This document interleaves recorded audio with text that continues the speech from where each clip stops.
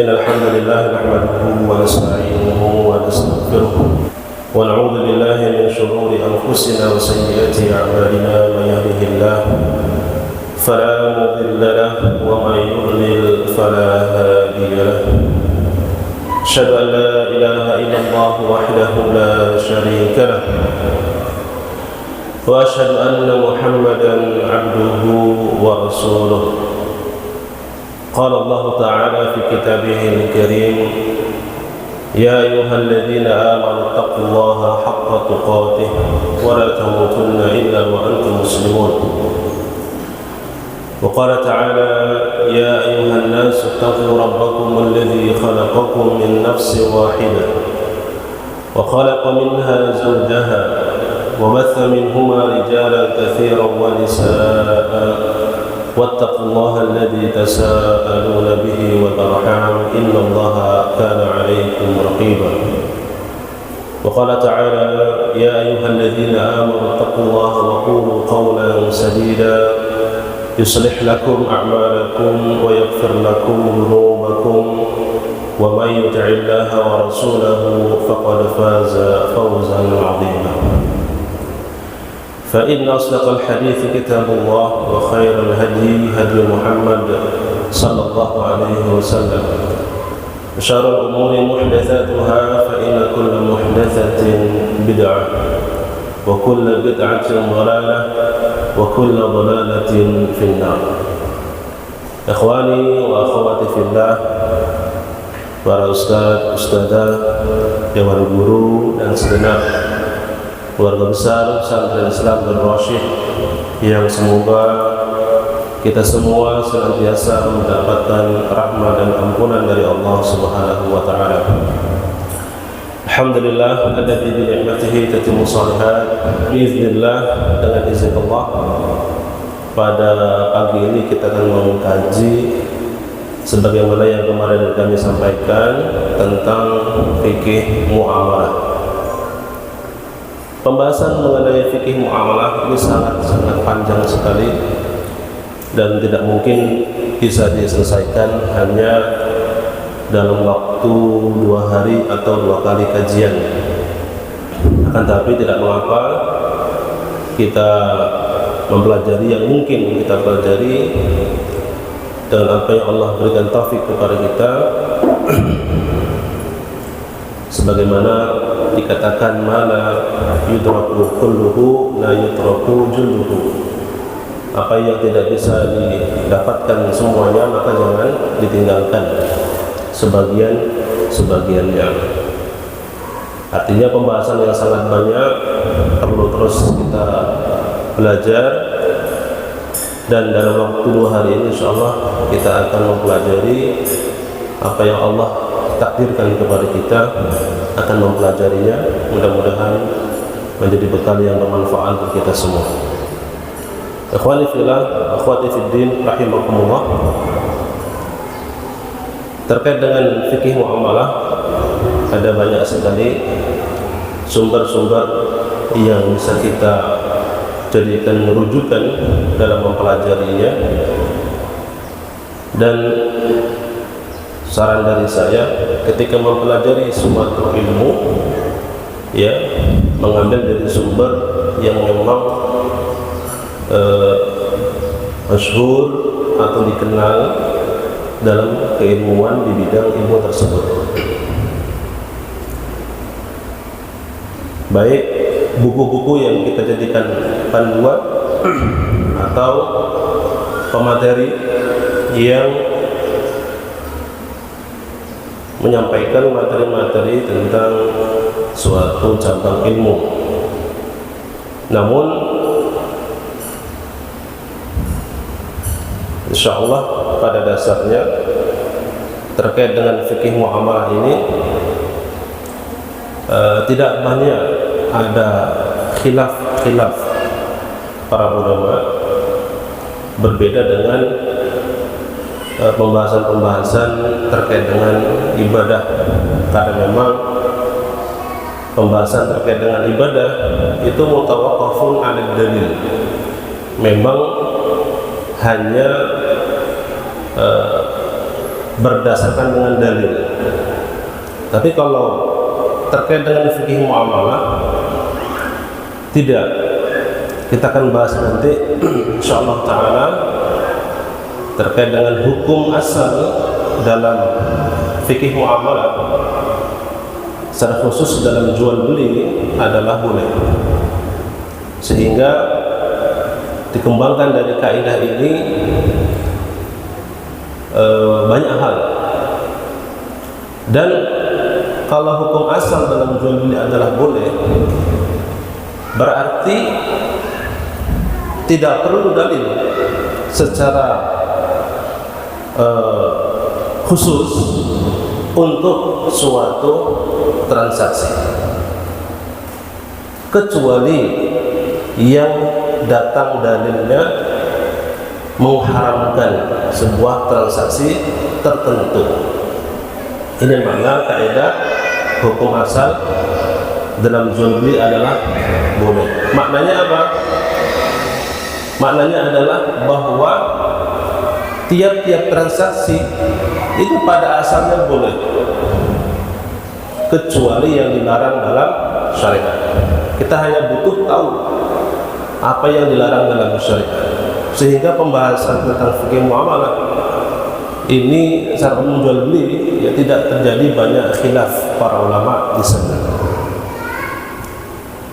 Baik. Insyaallah taala kita akan membahas secara mendasar terkait dengan jual beli dan muamalah ini agar kita memiliki gambaran tentang apa sih jual beli itu dan apa saja syarat-syarat agar jual beli yang dilaksanakan itu menjadi sah secara syariat. Baik, sekarang definisi bai' atau jual beli. Kalimat al-bai' bahasa Arab artinya jual beli. Apa definisi bai' secara bahasa, secara istilah? Secara bahasa, kalimat al-bai' maknanya adalah akhdhu syai'in wa i'ta'u syai'in. Kipasnya mati. Mati. Tolong cari kipas. Tolong carikan kipas di kantor pusat. Secara bahasa, al-bai' atau jual beli adalah akhdhu syai'in wa i'ta'u syai'in. Mengambil sesuatu dan memberikan sesuatu. Jadi mengambil sesuatu dan memberi sesuatu. Bahasa kitanya itu barter. Tadi barter. Kita mengambil sesuatu tapi dengan memberikan sesuatu sebagai gantinya. Itu secara bahasa. Maka jenis jual beli barter yang dulu digunakan dan sampai sekarang juga ada digunakan, itu definisi secara bahasa untuk jual beli sebelum nanti berkembang kepada hal-hal yang lain. Adapun secara istilah syariat, al-bai' adalah mubadalatu malin bimalin walau fi dhimmah. Menukar suatu harta dengan harta lainnya, menukar suatu harta dengan harta lainnya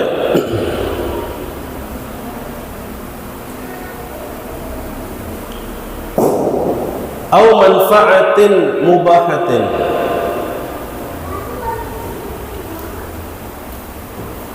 atau sebuah manfaat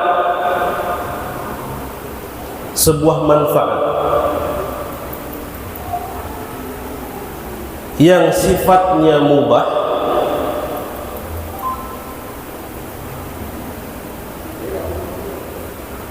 ala ta'bidi, untuk selamanya,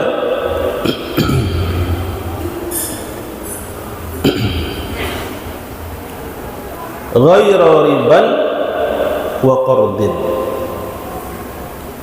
bukan riba dan bukan hutang piutang. Ini definisi jual beli secara syariat. Mubadalatu malin bimalin walau fi zimmah, menukar suatu harta dengan harta lainnya meskipun dalam tanggungan. Ini ketinggalan tadi. Atau suatu manfaat yang sifatnya mubah untuk selamanya,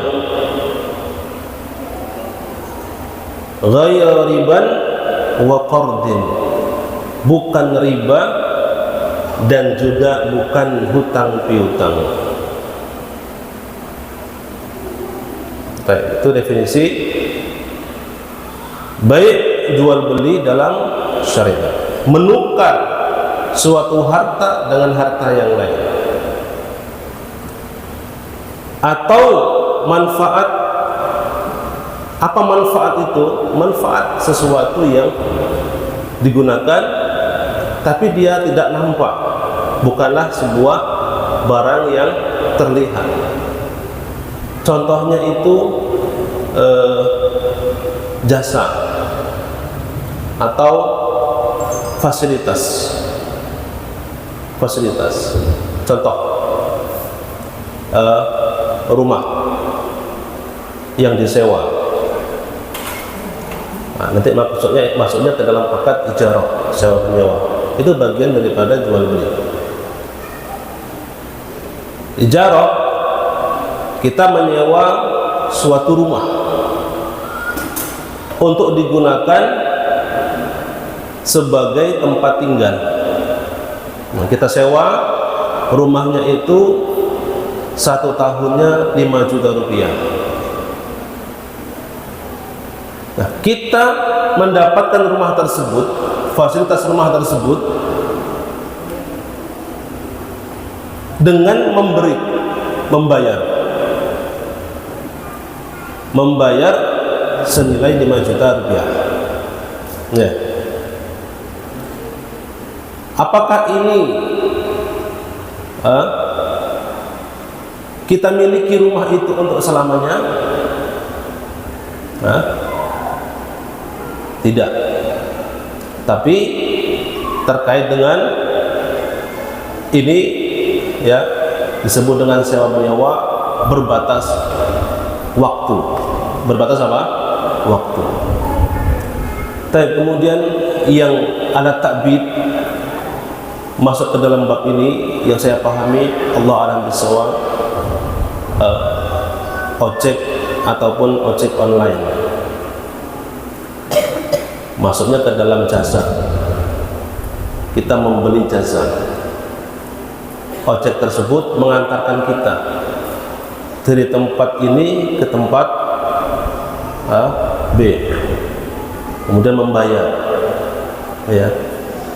Allah alam bisawab.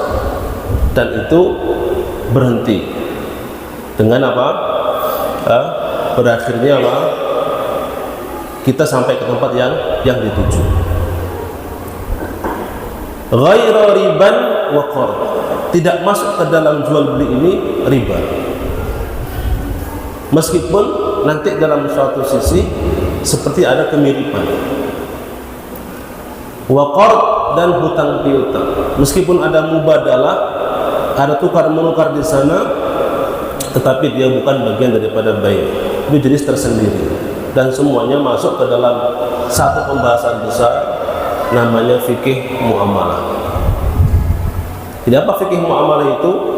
Kata Syekh Sulaiman Rahimahullah, Fikih muamalah artinya al-ahkamus syar'iyyah, hukum-hukum syariat al-munaddimah, yang mengatur ta'amulan nas fil mal, interaksi manusia dalam hal harta. Maka disebut dengan fikih muamalah maliyah, yaitu hukum-hukum syariat yang mengatur interaksi manusia dalam hal harta. Ada banyak pembahasannya, diantaranya jual beli, nanti hutang piutang, pembahasan mengenai riba dan seterusnya.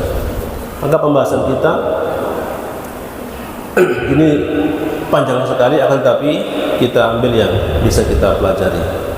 Baik ya ikhwan, sekarang ada pertanyaan ya, ada hadiahnya insyaallah. Ini ada hadiah di sini. Pertanyaannya, ma huwal mal? Apa itu harta? Definisi harta yang pas itu apa? Monggo yang berminat untuk menjawab. Ada hadiahnya, ini hadiahnya. Tapi saya buka dulu. Bukan semuanya. Monggo. Ayo jemaah, biar gak ngantuk. Masa pagi-pagi udah ngantuk. Apa itu mal? Harta. Kita berbicara tentang harta. Tapi tahu tidak apa harta itu?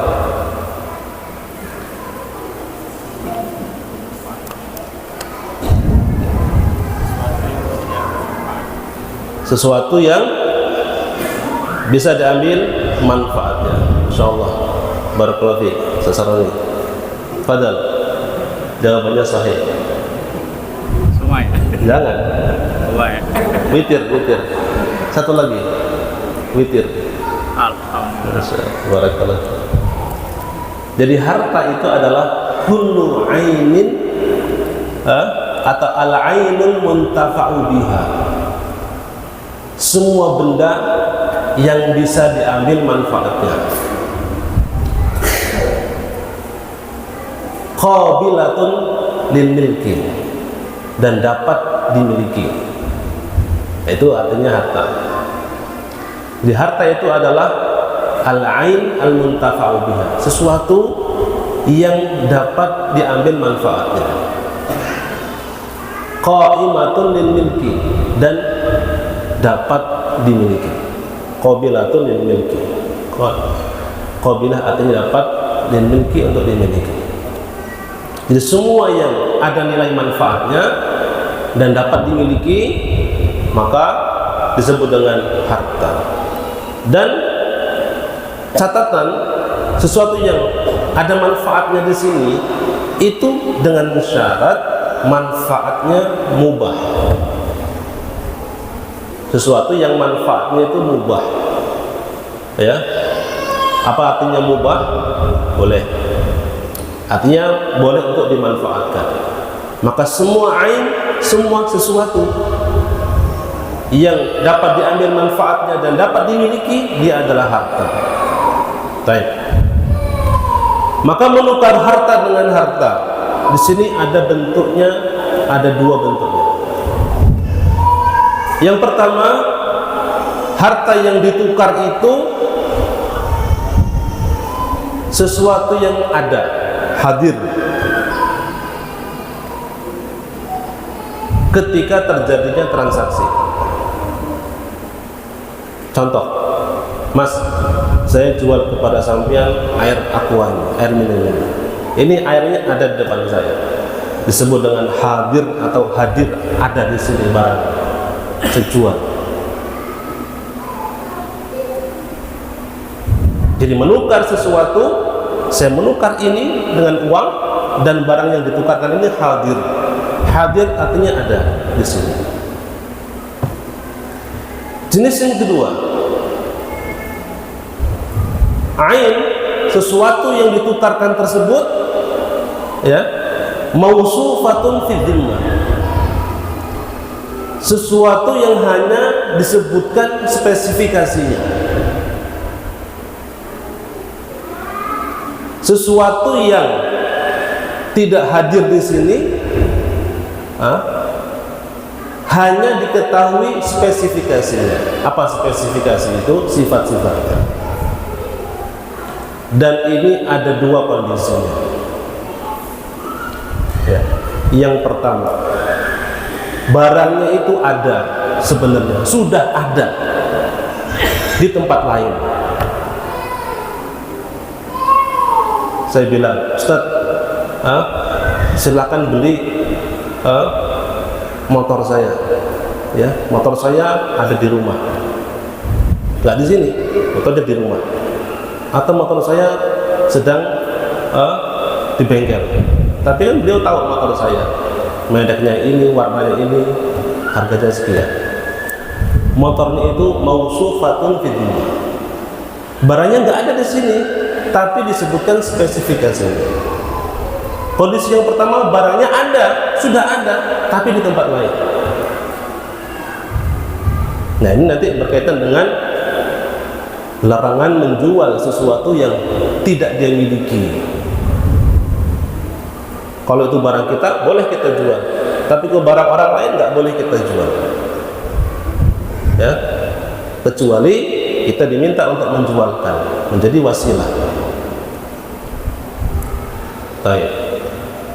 Yang kedua, bentuk yang kedua, barangnya itu memang aslan belum ada. Barangnya belum ada. Akan ada nanti ketika ada pemesanan. Dan ini masuk ke dalam jenis jual beli, namanya akad salam. Salam atau salaf, sama. Ya. Dan ini diperbolehkan. Kita akan bahas, Allah alam bisawab, ya. Kapan akan dibahas? Ya. Karena kajian muamalah ini butuh waktu yang banyak. Saya ngaji fikih muamalah ini sebulan sekali, itu hampir 2 tahun, ya, baru selesai. Maksudnya kita bahas satu persatu, butuh waktu yang lama. Tapi kita akan ambil sedikit yang bisa kita bahas, insyaallah taala. Jadi disebut dengan ain, disebut dengan mal, harta itu adalah suatu yang memiliki nilai manfaat, dengan catatan manfaatnya mubah. Kalau manfaatnya bukan manfaat yang mubah, maka tidak disebut dengan harta. Itu kata keterangan Syekh Sulaiman Ar-Ruhaili hafizahullah. Contohnya apa? Alat-alat musik. Ada manfaatnya tidak?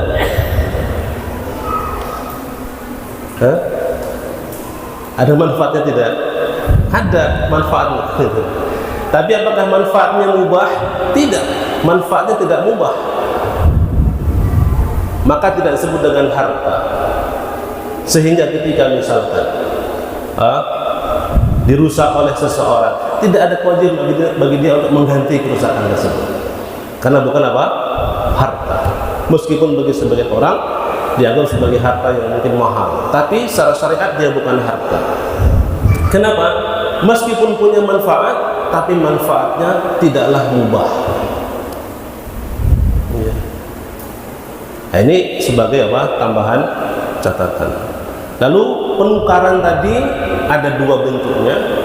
Barang tersebut sudah ada sekarang, atau hanya sekedar sifat, spesifikasi yang disebutkan dalam tanggungan orang yang menjual.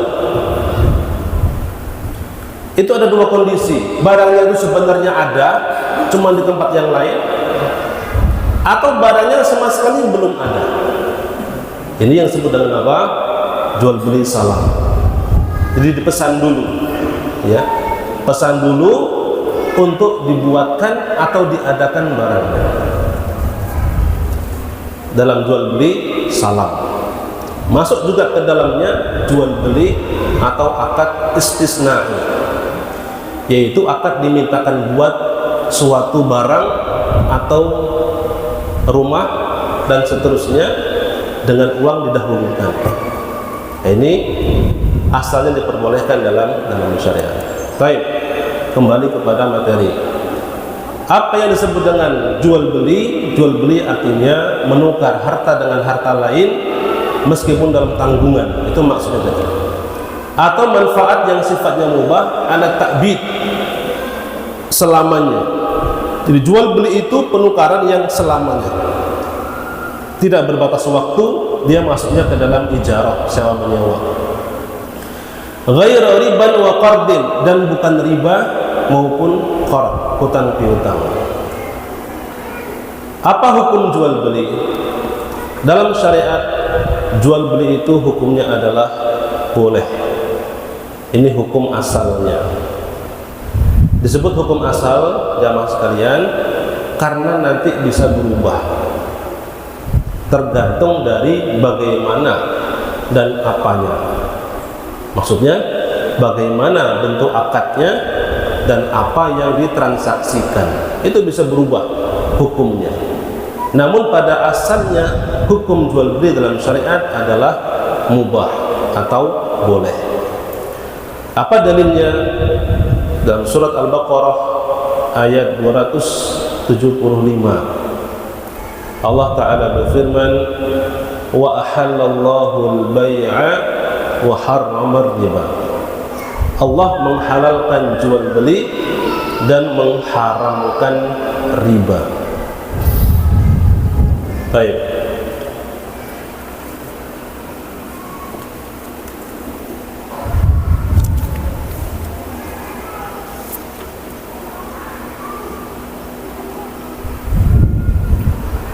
Kemudian dalam hadis Nabi sallallahu alaihi wasallam bersabda, "Idza tabaya'a ar-rajulani fa kullu wahidin minhuma bil khiyari ma lam yatafarraqa wa kana jami'an." Apabila ada dua orang saling melakukan jual beli,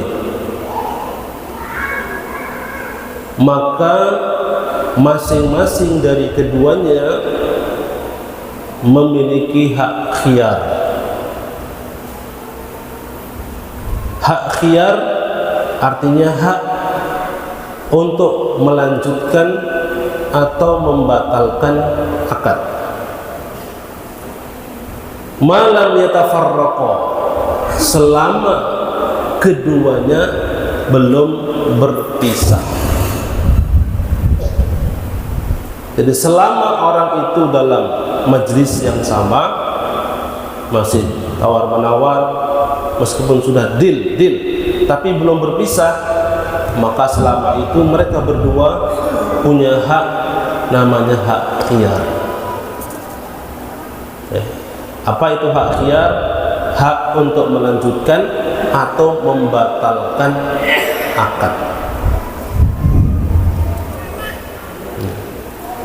Hak untuk melanjutkan atau membatalkan akad.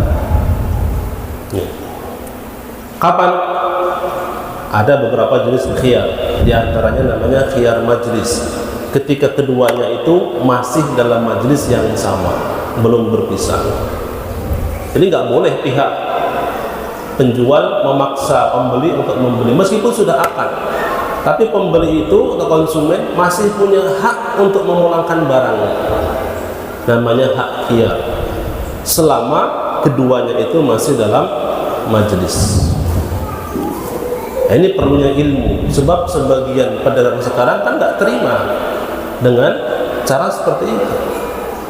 Dia beranggapan ketika sudah deal tidak boleh dipulangkan. Padahal belum berpisah. Konsumen mungkin berpikir lagi, wah kayaknya nggak jadilah Pak. Kemudian pedagangnya marah. Kok nggak bisa begitu? Kita kan sudah deal. Iya benar sudah deal. Tapi ada namanya hak khiyar. Hak untuk membatalkan atau melanjutkan akad. Itu dimiliki oleh penjual dan konsumen selama keduanya belum berpisah. Ini diantara jenis majelis akad khiyar, namanya khiyar majelis.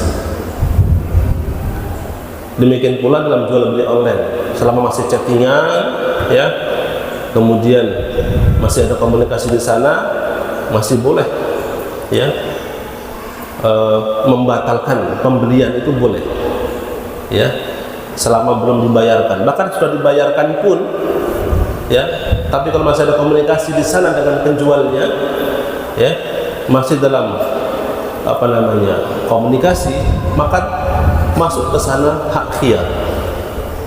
Ya. Tapi ketika komunikasi sudah putus atau nggak ada komunikasi dengan pedagangnya, maka dianggap putus akad tersebut, maka tidak berlaku hak khiyar kecuali dengan pilihan yang lain. Jenis khiyar yang lain diantaranya khiyar aib, adanya cacat pada barang yang dijual tersebut, maka boleh dipulangkan karena adanya cacat itu, namanya khiyar aib. Khiyar, hak khiyar karena adanya aib atau cacat pada barang yang dijual. Baik. Kemudian dalil yang ketiga adalah ijma'. Ijma' artinya kesepakatan ulama. Kesepakatan ulama tentang bolehnya jual beli secara umum dan melihat kepada maslahat dan kebutuhan, bahwasanya manusia itu butuh untuk memiliki apa yang ada pada orang lain, karena tidak mungkin manusia bisa mencukupi kebutuhannya sendiri. Manusia butuh kepada apa yang dimiliki orang lain, dan tidak ada cara yang paling sesuai untuk bisa memiliki apa yang ada pada orang lain kecuali dengan jual beli. Ya. Oleh karena itu, hikmah dari syariat, Allah menghalalkan bagi kita jual beli untuk memenuhi kebutuhan kita sebagai manusia. Baik. Kemudian masalah berikutnya, rukun-rukun jual beli.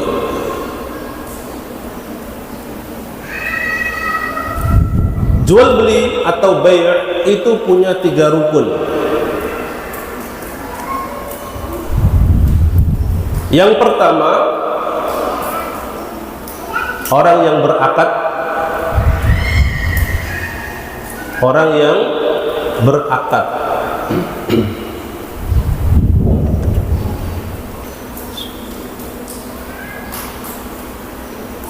Yang kedua,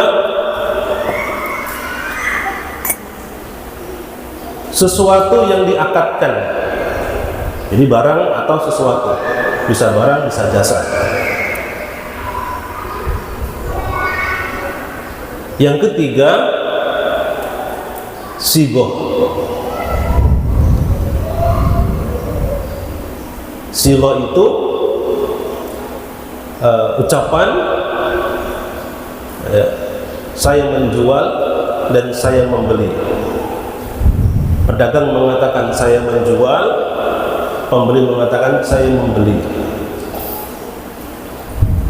Baik, kita jelaskan. Rukun yang pertama, yang berakad. Artinya orang yang melaksanakan akad. Itu 2, penjual dan pembeli.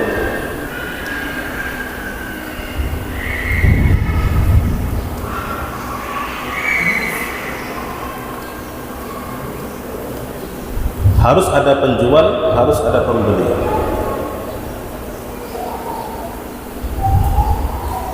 Baik. Yang kedua, barang atau sesuatu yang diakadkan.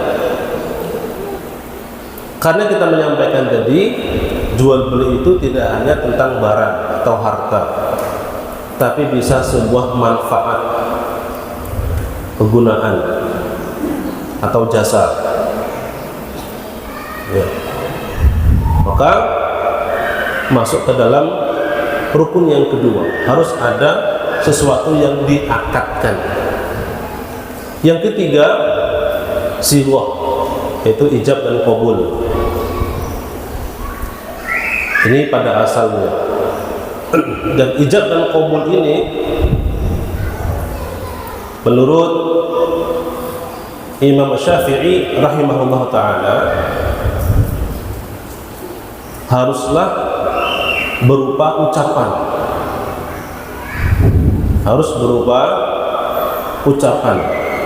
Sebagaimana sampeyan dulu menikah ijab dan qabul dengan ucapan, demikian pula ketika jual beli ijab dan qabul harus dengan ucapan. Ini menurut Imam Asy-Syafi'i rahimahullah ta'ala. Akan tetapi menurut jumhur, mayoritas para ulama, boleh juga ijab qabul dalam jual beli menggunakan tindakan atau perbuatan. Kalau antum benar-benar bermadzhab Syafi'i, ya, ini saya tes, ya. Antum madzhabnya Syafi'i benar atau tidak? Kalau benar bermadzhab Syafi'i, tidak mau pindah ke madzhab yang lain, ya. Kalau kekeh gitu ya, harus madzhab Imam Syafi'i, nggak boleh yang lain. Ya, berarti antum tidak bisa belanja di minimarket, supermarket, tidak bisa belanja online. Sebab ya di minimarket, ya, kasirnya nggak pernah ngomong, Pak, ini harganya 10.000, ini harganya 15.000, ya, nggak pernah mengatakan saya menjual barang ini semuanya harganya 150.000. Kata pembeli, saya membeli ini dengan sekian, nggak ada itu. Tapi cukup dengan tindakan. Antum tahu harganya sekian, taruh, kasih duit, selesai, pulang. Menurut jumhur ulama ini sah hukumnya. Disebut dengan bai' al-mu'athah, bahasa Arabnya bai' al-mu'athah, artinya jual beli yang ijab qabulnya itu bukan dengan ucapan tapi dengan perbuatan. Bisa dibayangkan, Pak, kalau nggak boleh dengan perbuatan, zaman sekarang ini sangat sulit sekali, ya.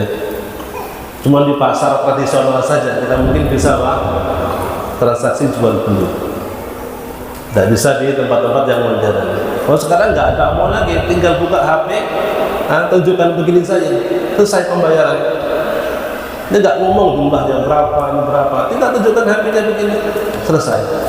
Itu bai' al-mu'athah dan hukumnya sah menurut jumhur ulama, mayoritas ulama.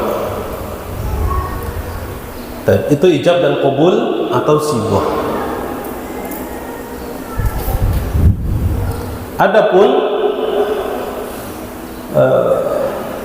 apakah dalam setiap transaksi kita harus memiliki saksi? Apa hukum mendatangkan saksi dalam transaksi jual beli? Hukumnya adalah sunnah, bukan wajib. Namun sangat ditekankan ketika transaksi yang dilakukan bernilai sangat tinggi, ya, jual beli tanah. Kalau kita kan pasti ada apa? Saksi. Itu sunnah. Dan perintah untuk mendatangkan saksi dibawa kepada hukum sunnah. Kenapa tidak wajib? Jawabannya karena praktek Nabi Sallallahu Alaihi Wasallam dan para sahabat, di mana Nabi dan para sahabat dahulu melakukan jual beli, tapi tidak selalu mendatangkan saksi. Oleh karena itu dibawa oleh para ulama perintah tersebut dengan apa? Saksi. Perintah yang mana? Dalam surat Al-Baqarah ayat 282. Allah Ta'ala berfirman, wa ashhidu idza tabaya'tum, dan ya, wa ashhidu, bersaksilah kalian apabila kalian saling melaksanakan jual beli. Maksudnya apa? Ketika kalian jual beli, hendaklah mendatangkan saksi atas jual beli tersebut. Ini terutama dalam transaksi yang nilainya itu besar. Jual beli tanah, mungkin jual beli kendaraan yang nilainya apa? Tinggi, ya. Disunahkan untuk mendatangkan saksi. Sebagai apa? Sebagai penguat dari transaksi yang kita lakukan. Namun ini hukumnya adalah sunnah tidak sampai derajat wajib. Kemudian ikhwan fillah rahimakumullah, saya baca sedikit di sini tambahan faedah tentang jenis-jenis akad. Jenis-jenis akad dalam transaksi fikih muamalah maliyah.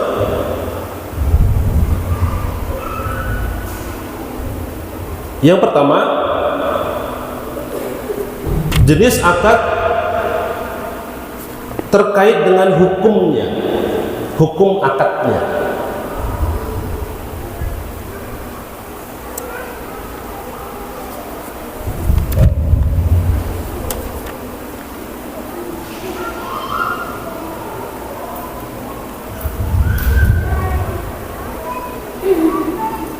Jenis akad terkait dengan hukumnya. Baik. Menurut jumhur atau mayoritas ulama, akad dalam jual beli terkait hukumnya itu ada dua.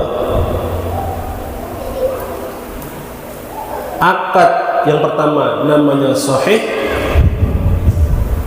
akad yang sahih. Yang kedua, akad fasid. Fasidun, letter lucknya fasid ini rusak, artinya rusak. Jadi akad yang sahih, yang benar, yang sah, dan fasidun, akad yang rusak. Ini menurut jumhur ulama. Adapun dalam mazhab Hanafi, mereka menambahkan satu lagi namanya akad batil. Jadi bedakan antara akad fasid dengan akad batil. Tapi kita menggunakan pendapat jumhur, akad itu ada dua macam, akad sahih dan akad fasid. Adapun akad sahih yaitu akad yang mengumpulkan syarat-syarat sahnya akad. Jadi suatu akad yang sempurna syarat-syarat dalam transaksi akad tersebut.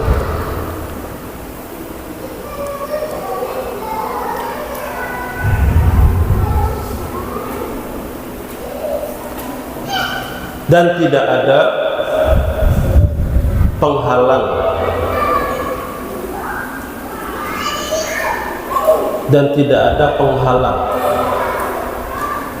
sahnya akad tersebut.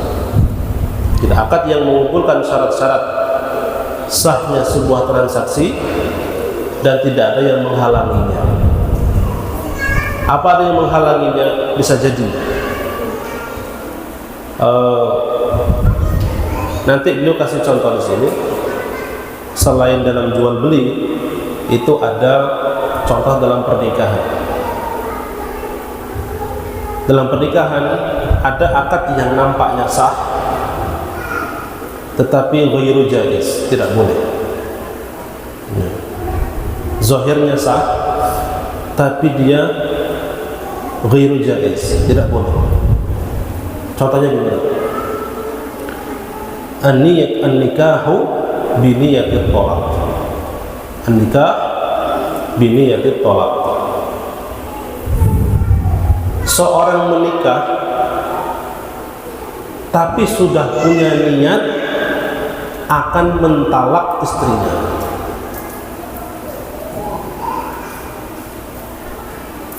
Dia orang Saudi, orang Arab, datang ke Indonesia, menikah sama orang Indonesia, tapi dia sudah punya niat, kalau saya pulang ke Saudi, istri saya talak.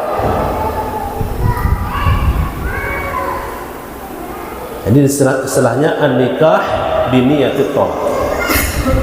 Ketika menikah sempurna, rukunnya, syaratnya, semuanya ada. Secara zahirnya nikahnya sah, tapi dia ghairu jaiz, tidak boleh dilakukan. Kenapa? Dia menyelisihi maksud daripada pernikahan itu sendiri. Orang nikah itu kan pengennya apa? Hidup lama, gitu kan? Pengen mendapatkan keturunan. Ini nggak mau dapat keturunan. Nikah adalah tanggung jawab, ya, amanah antara laki-laki dengan laki-laki. Maksudnya ayahnya sama perempuan. Di sana ada khianat, berkhianat, mengkhianati kepercayaan, ya, orang yang merelakan anaknya untuk dinikahi dan seterusnya. Sehingga, ya, beliau Syekh Sulaiman Ruhaili hafizallah mengharamkan, tidak membolehkan nikah biniyatit thalaq, menikah dengan niat sudah apa? Mau mentalak istrinya. Baik, itu contoh akad, ya, asalnya boleh tapi ada mani, ada penghalang sehingga tidak boleh. Baik.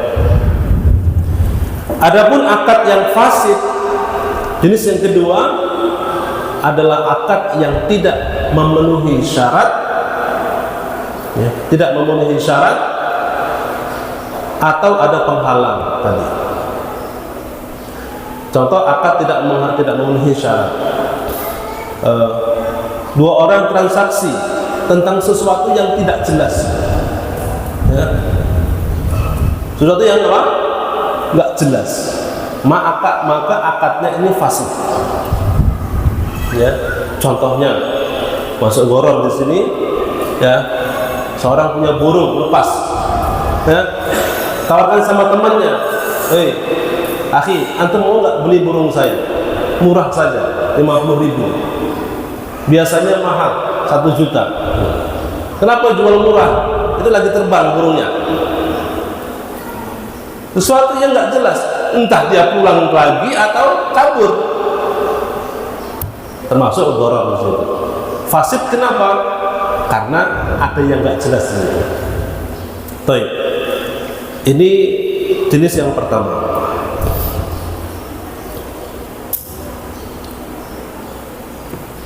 Kemudian yang kedua, akad, jenis akad terkait dengan hakikat akad tersebut. Terkait dengan hakikat akad tersebut. Baik. Kata beliau ada 2 jenis akad itu. Yang pertama namanya akad muawadhat, pertukaran. Akad pertukaran. Yang kedua tabarru'at, akad tabarru'at, akad pemberian. Apa maksud yang pertama? Akad muawadhat, pertukaran, yaitu akad yang terjadi antara 2 orang, masing-masing memberikan sesuatu.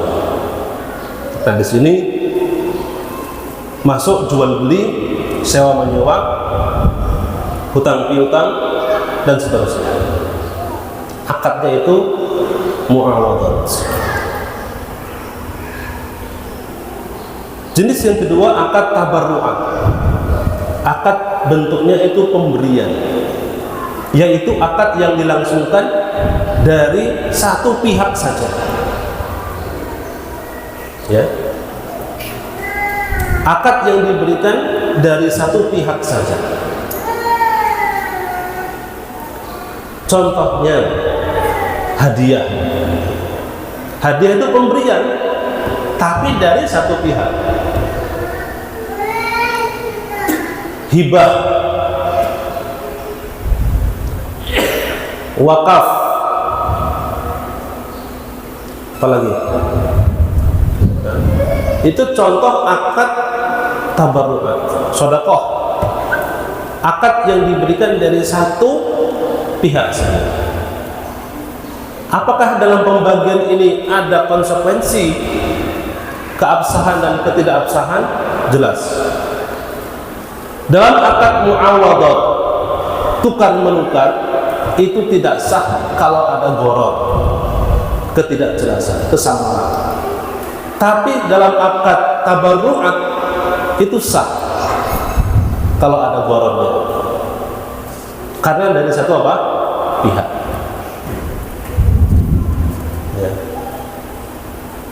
Kemudian kalau akadnya muawadhat, pertukaran tadi secara asal tidak boleh salah satu pihak membatalkan ya akad yang telah terjadi secara sepihak, kecuali memang itu sesuatu yang diperbolehkan dalam syariat. Contohnya syarikat. Sedangkan dalam akad tabarru'at boleh secara sepihak orang membatalkan akad tersebut. Ya. Contoh hadiah tadi, ditarik lagi hadiahnya, boleh tidak? Kasih hadiah, nggak jadilah, kita tarik lagi, boleh tidak? Secara asal boleh. Kenapa? Dia akad tabarru'at pemberian. Tapi kalau wakaf nggak boleh. Wakaf sudah diberikan sawakafan lillah, diberikan kepada Allah, nggak boleh ditarik lagi. Ya, hibah boleh ditarik lagi, karena di akad tabarru'at, bukan akad muawadhat. Tapi kalau wakaf dikasihkan sama Allah, sudah uang pertama sudah dikasih Allah, dikembalikan kepada Allah Subhanahu wa taala. Ya, baik. Kemudian yang ketiga, jenis akad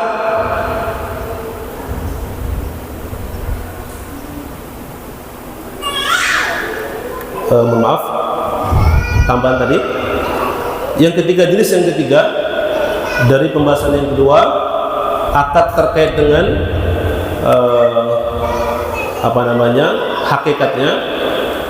Ada akad tausiqat, akad penguatan, akad yang hanya untuk menguatkan. Contohnya apa? Contohnya pegadaian. Pegadaian itu akad tausiqat, akad untuk menguatkan. Sebab pada asalnya akad gadai itu adalah qard, hutang piutang. Akad gadai itu adalah akad hutang piutang asalnya, kemudian ditambahi sedikit sebagai tausiq untuk menguatkan, diberikanlah suatu jaminan. Ya. Berarti hukum gadai itu jamaah sekalian, hukumnya hutang piutang, sehingga berlaku di sana hukum-hukum hutang piutang. Di antaranya tidak boleh mengambil keuntungan ya dari hutang yang dipinjamkan. Dan pada waktunya mungkin besok kita bahas tentang hutang piutang dan yang berkaitan dengannya, hutang piutang, jual beli kredit ya, dan yang berlaku dengan hal-hal tersebut. Intinya itu dimaksud dengan akad tausiq atau penguatan. Baik. Yang ketiga, jenis akad terkait dengan efeknya, konsekuensinya. Yang pertama, akdun lazimun, akad lazim. Lazim artinya harus.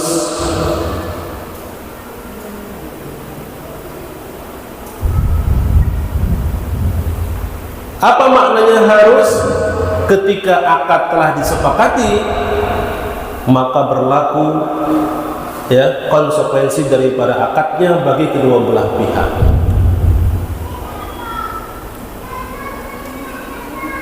Dan tadi tidak boleh salah satu pihak membatalkan akad secara mandiri tanpa keriduan pihak yang lain.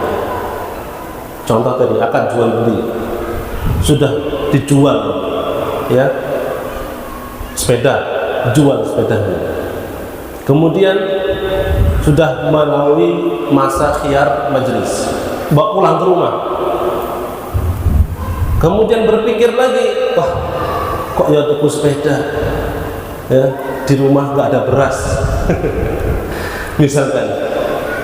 Akhirnya apa, berpikirlah, nggak jadilah, saya ingin pulangkan sepeda ini kepada penjualnya.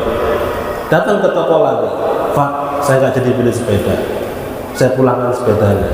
Kata penjualnya, nggak boleh Pak, saya nggak mau. Kan kita sudah apa? Akad tadi. Bapak sudah pulang, sudah nggak di majelis lagi. Bapak sudah datang, pengen pulangkan sepeda, saya nggak terima.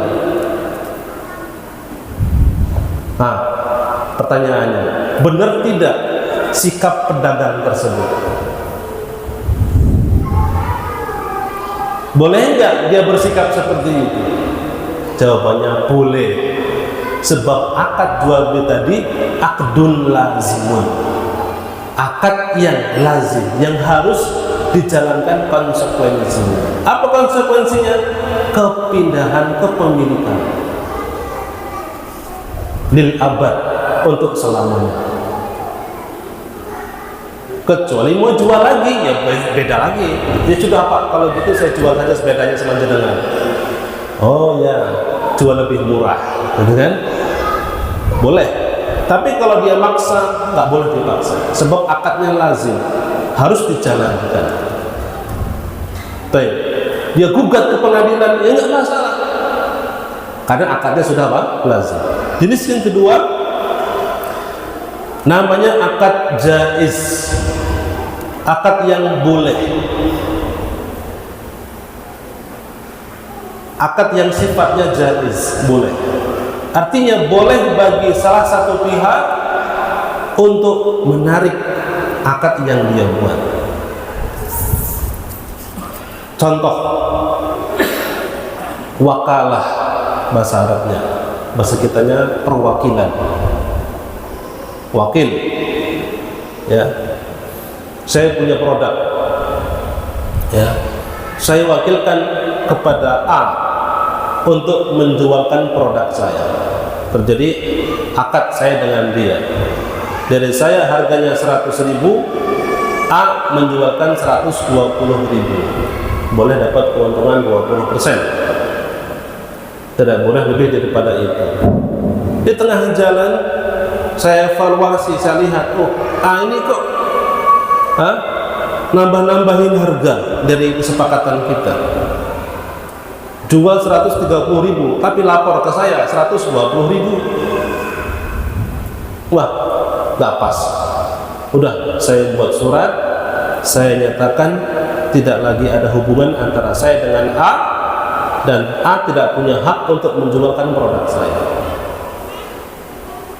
Itu sah akadnya, namanya akad wakalah, perwakilan. Jadi dengan surat itu A tadi bukan lagi wakil bagi saya, dan dia tidak punya hak untuk menjualkan produk saya. Itu akad yang lazim. Jadi boleh salah satu pihak untuk membatalkan, menarik kembali akad yang telah dia buat dengan pihak lain. Baik. Itu terkait dengan beberapa jenis akad sebagai tambahan informasi agar kita bisa mengetahui masuk ke dalam golongan yang mana akad yang kita laksanakan. Kalau akad jual beli secara asal akadnya akad lazim, akad wakalah akad jaiz, dan seterusnya. Baik. Dalam apa yang saya sebutkan di awal terkait dengan hukum asal dalam jual beli, para ulama dalam bab-bab kaidah, dalam menuliskan kaidah-kaidah tentang jual beli, menyebutkan kaidah yang pertama dalam fikih muamalah adalah al-aslu fil bai' fil muamalah al-jaiz. Hukum asal dalam jual beli adalah diperbolehkan. Jadi hukum asal dalam jual beli adalah diperbolehkan.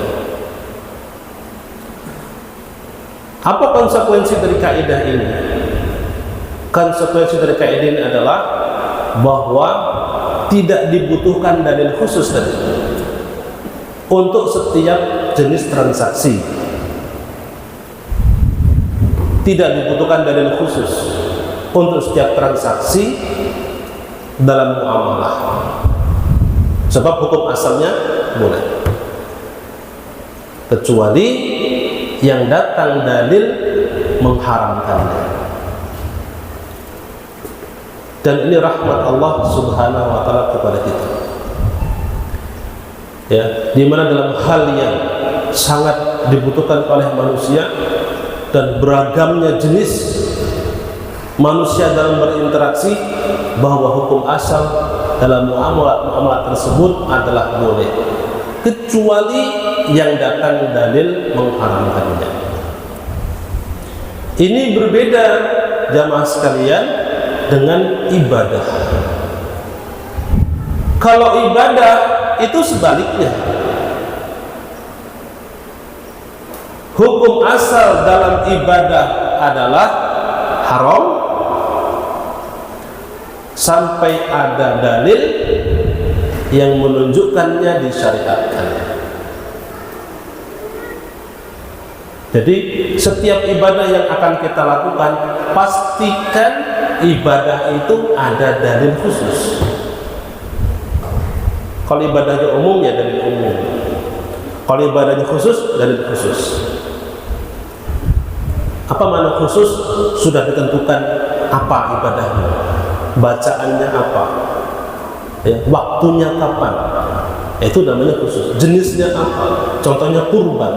Itu ibadah khusus, harus pakai dalil khusus. Maka nggak semua hewan bisa jadikan hewan kurban, sebab jenisnya sudah ditentukan oleh syariat. Tapi kalau ibadah sifatnya umum, pelaksanaan zikir secara umum, udzurullaha dzikran katsiran, kata Allah, zikirlah kalian ya dengan banyak. Ini umum, maka cukup butuh dan umum. Tapi kalau zikirnya khusus setelah sholat, ini butuh dalil khusus. Apa yang dibaca setelah sholat? Sebab kalau ibadah itu dibangun tanpa dalil, hukumnya dilarang, haram, dan dikhawatirkan nanti bisa menjadi bid'ah. Ya. Mungkin nanti akan dibahas insyaallah setelah ini oleh guru kita Ustaz Ahmad Darmawan hafizahullah taala tentang bid'ah dan bahayanya bid'ah bagi umat. Baik. Dalam muamalah sebaliknya, hukum asalnya boleh kecuali ada dalil yang melarang. Baik. Saya jualan HP, boleh tidak? Boleh nggak Mas? Boleh. Mana dalilnya? Salah nanya dalil di situ. Ya. Kalau saya mengatakan nggak boleh jual beli kredit dengan cara riba, saya mengatakan demikian. Saya yang dituntut untuk dalil loh, Ustaz. Dalilnya apa? Kok melarang kredit dengan cara riba? Baru datangkan dalilnya tentang haramnya riba. Gitu. Sampai yang jualan air minum, jualan galon, boleh tidak? Mas, boleh nggak Mas? Boleh. Mana dalilnya? Kok sampai yang jualan galon? Mana dalilnya sampai yang jualan galon? Itu pertanyaan yang keliru. Sebab hukum asal dalam muamalah adalah boleh, tidak butuh dalil khusus, kecuali dalil yang mengharamkan. Kalau begitu, lebih banyak yang haram apa lebih banyak yang halal? Gimana Mas Dedi? Lebih banyak yang halal. Tapi orang mengatakan cari yang haram saja susah, apalagi yang halal. Mindsetnya sudah apa? Ya, nggak tawakal sama Allah. Sebenarnya cara yang halal itu banyak. Kredit saja kita akan rinci. Ada yang nggak boleh, ada yang boleh. Ya. Gadai sawah banyak pertanyaan saya. Setiap bahas gadai pasti satu pertanyaannya itu, gadai sawah. Boleh tidak Ustaz? Boleh, tapi nah gitu kan. Tidak boleh mengambil untung. Tidak boleh digunakan oleh yang memberikan uang. Karena itu riba. Kul qardin jarra naf'an fahuwa riba. Baik. Terus gimana? Ada solusi. Jadikan saja sewa menyewa. Buat akad apa? Sewa menyewa. Ini saya sewakan 2 tahun 10 juta misalkan. Lebih aman daripada saya pinjam 10 juta. Nih saya gadaikan sawah saya. Secara asal boleh pegadaian, tapi tidak boleh mengambil keuntungan. Nah gitu. Baik, ini kaidah yang disebutkan para ulama. Pertama kali pasti kaidah ini, hukum asal dalam jual beli adalah diperbolehkan. Meskipun ada khilaf di antara ulama dalam hal ini, apakah hukum asalnya jaiz atau haram. Tapi yang rajih, Allahu a'lam bishawab, jumhur ulama menguatkan hukum asal dalam jual beli adalah boleh, sehingga tidak butuh dalil khusus untuk setiap transaksinya. Apa dalilnya? Ayat yang tadi kita baca, Al-Baqarah ayat 275, firman Allah Ta'ala, wa ahallallahu al-bay'a wa harrama ar-riba. Allah menghalalkan jual beli dan mengharamkan riba. Kata para ulama yang berpendapat dengan kaidah ini dalil yang sangat sharih, sangat gamblang. Allah menghalalkan jual beli mutlakon, secara mutlak. Ya. Tentu dikecualikan darinya apa yang dalam syariat diharamkan. Baik.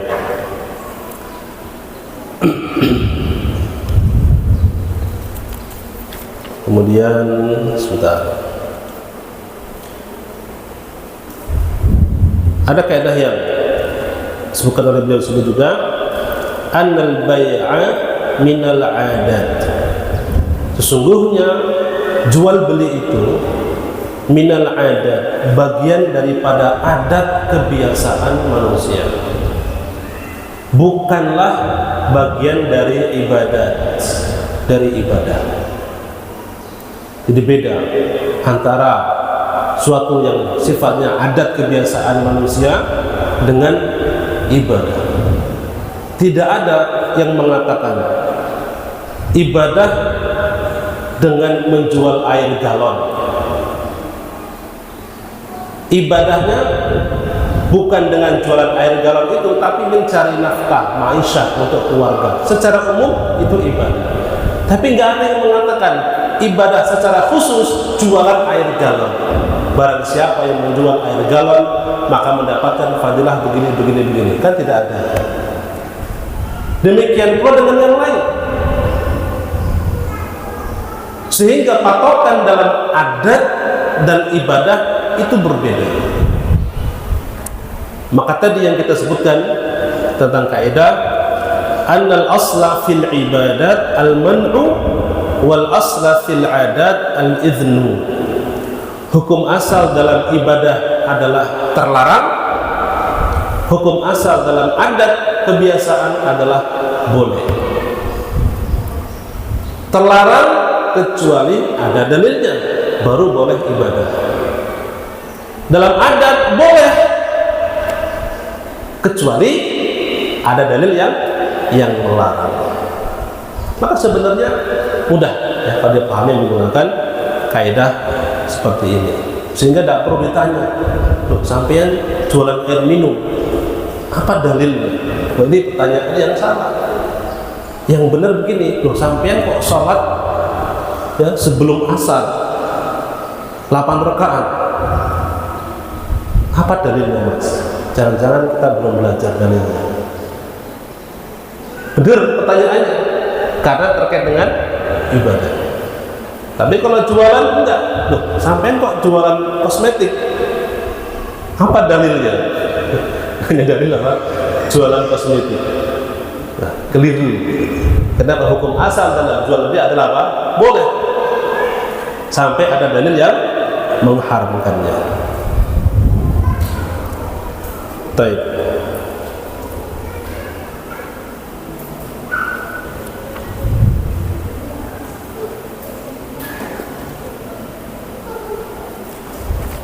Kemudian masih ada waktu terkait dengan hak khiyar yang tadi kita jelaskan. Khiyar itu artinya hak untuk melanjutkan atau memutus akad. Khiyar ada beberapa macam, ada 4 macam. Yang pertama tadi khiyar majlis, yaitu ketika penjual dan pembeli masih dalam majlis yang sama melakukan transaksi, meskipun sudah deal, tapi keduanya masih punya hak untuk melanjutkan atau membatalkan akad. Ini perlu dipelajari. Para pedagang harus tahu supaya tidak menzalimi konsumen. Konsumen punya hak untuk tidak jadi beli. Demikian pula antum, para pedagang punya hak untuk menarik kembali barang tersebut selama masih dalam majelis akad. Maka dulu sebagian salaf, sebagian ulama diriwayatkan dari Abdullah bin Umar radhiyallahu taala anhuma, kalau beliau beli barang, suatu barang, langsung dia pergi ya ke tempat yang lain untuk memutus apa? Akad tersebut. Kalau mau beli barang lagi ke situ lagi. Untuk memutus apa? Hak khiyar. Tapi kalau dua-duanya masih di tempat yang sama, belum pisah, maka keduanya punya hak. Penjual punya hak meminta kembali barangnya, konsumen punya hak memulangkan barang dan meminta uangnya. Apakah boleh bagi penjual meminta kembali sebagian, dalam bahasanya ganti rugi, padahal masih di majelis akad itu? Boleh Bapak, penjual mengatakan boleh sampai pulangkan, tapi ya saya potong harganya 100.000, saya pulangkan 95.000. Kemudian konsumen terpaksa, yaudahlah, nggak apa-apa. Apakah boleh seperti itu? Jawabannya tidak boleh. Sebab yang 5.000-nya ini adalah kezaliman. Kezaliman. Bima ya'khudhu ahadukum mala akhihi bighairi haqqin. Atau qala Nabi sallallahu alaihi wasallam, dengan alasan apakah kau mengambil harta saudaramu dengan cara yang tidak benar? Enggak ada alasan kecuali memang ada kerugian di sana. Ada kerugian di sana. Tapi kalau nggak ada kerugian apapun, tidak boleh mengambil harta orang lain dengan cara yang tidak dibenarkan. Yang kedua, khiyar, namanya khiyar syarat. Hak untuk mengembalikan barang yang disyaratkan oleh salah satu dari kedua belah pihak. Ini ya, pembahasan ini penting sekali, terutama bagi para pengusaha-pengusaha yang menyediakan penjualan secara kredit. Ya, penjualan secara apa? Kredit. Untuk mengambil barang dari suatu tempat dealer misalkan. Kita pihak ketiga. Ada dealer, ada konsumen. Kita pihak ketiga. Tapi hubungan kita ya tidak menengahi kedua orang ini. Kita berdiri sendiri, kita pedagang, tapi nggak punya modal. Ya, nggak punya modal. Ya, kita hubungan dengan konsumen. Konsumen dengan kita, bukan dengan bank, bukan dengan dealer. Tapi kita beli barang. Kita beli barang. Datang ke dealer, Pak, saya beli barang ini. Punya toko, kantor. Ya. Kemudian datang konsumen ke kantor. Mas, saya pengen motor seperti ini. mereknya ini, warnanya ini. Kemudian kita sudah tahu harganya. Kita bilang, Pak, ini kalau saya ada barangnya, harganya sekian. Kalau Bapak, saya sudah ada barangnya, Bapak mau beli. Kata konsumen, oh iya, insya Allah. Ini kalau cash sekian, kalau kredit sekian. Oh, saya nggak punya uang, Ustaz. Datang ke sini karena mau apa? Kredit, misalkan. Siap, tapi nanti Pak ya, setelah saya punya apa? Barangnya. Kemudian, ya, belum ada akad di situ. Kita yang punya pihak ketiga tadi hubungi dealer, datang ke dealer, Pak, ada motor ini enggak? Ada, ya. Saya beli, tapi dengan syarat. Apa? Saya bawa dulu ke toko saya 5 hari. 5 hari. Kalau tidak saya pulangkan, berarti deal. Tapi kalau saya pulangkan, saya punya hak, ya, mendapatkan kembali uang saya. Paham nggak? Ya. Saya ke dealer mengatakan saya beli ini 30 juta, tapi saya minta syarat, dibuatkan syarat. Apa? Saya dikasih waktu 3 hari atau 5 hari. Punya hak untuk mengembalikan barang dengan kondisi yang sama, ya, selama 5 hari. Oke, namanya hak khiyar. Saya bawa motor itu dari dealer, bawa ke toko saya. Sampai toko, telepon konsumen tadi, Pak, motornya sudah ada. Silakan Bapak ke sini. Kata konsumennya, oh maaf Ustaz, kayaknya nggak jadi. Wah, ini PHP. Ya, di PHP sama konsumen, oke lah. Udah, nggak apa-apa. Terus saya bawa lagi motornya ke dealer. Maaf, dealer, saya nggak jadi ngambil. Ya sudah, dikasihkan lagi uangnya 300 juta. Kalau konsumen jadi ngambil, berarti akad antara konsumen dengan toko tadi itu akad jual beli kredit yang boleh. Akad antara toko dengan dealer juga akad jual beli yang boleh.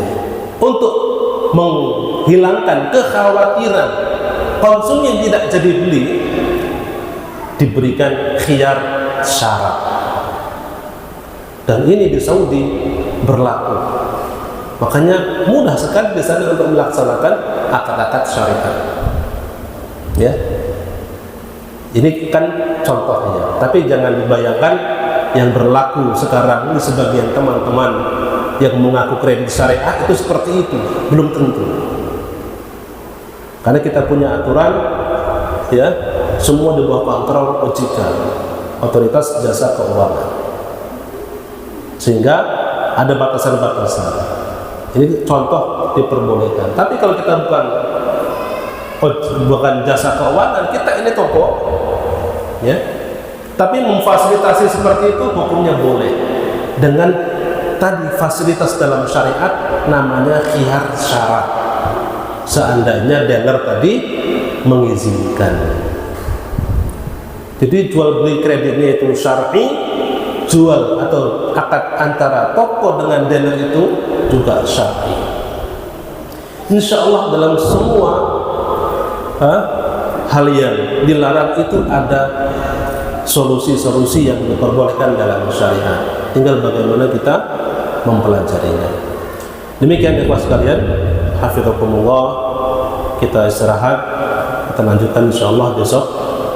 Mudah-mudahan menambah tambahan faedah untuk kita semua dalam melaksanakan akad-akad transaksi kita dalam jual beli. Kita akhiri, subhanakallahumma wa bihamdika asyhadu an la ilaha illa anta astaghfiruka wa atubu ilaik.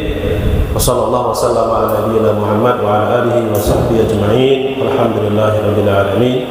Assalamualaikum warahmatullahi wabarakatuh. غرباء